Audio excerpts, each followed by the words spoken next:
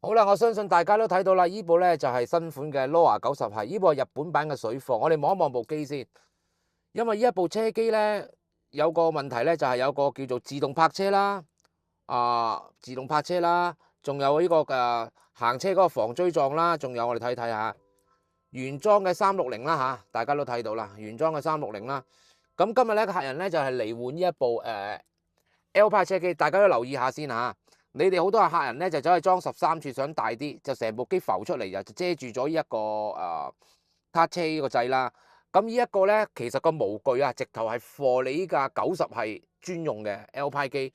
咁而家咧我哋就去嘗試睇下可唔可以解決到咧呢個防追撞啊、自動泊車啊同埋360。咁啊希望咧呢一部車機能夠解決到呢個問題。咁好啦，而家我先開工先。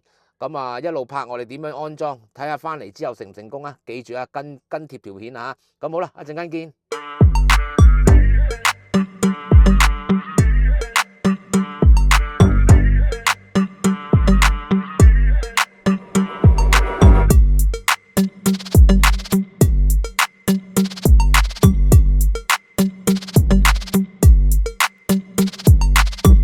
好啦，咁啊，終於睇落去咧就順利去裝完啦。其實已經係第2日啦。咁啊，終於咧所有數據啊、協議盒啊點樣設定咧，終於解決到啦。咁啊，終於咁啊，以後咧安裝依架90係嘅車主應該都放心。我哋睇睇啦。咁我連咗線，咁啊 pay。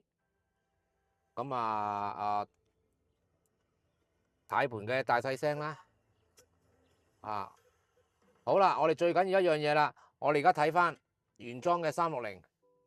所有轉向線都齊嘅，前波R 波，好啦，自動泊車，例如要入位咧，要撳呢個 P 字呢個軚盤掣嘅，撳一撳 ，OK，咁而家就已經可以正常啟動翻晒啦。咁啊，所有嘢咧就全部用翻原廠，咁啊又去翻 YouTube，咁我都唔多講解啦，咁大家都應該都知道啦。咁啊出翻去。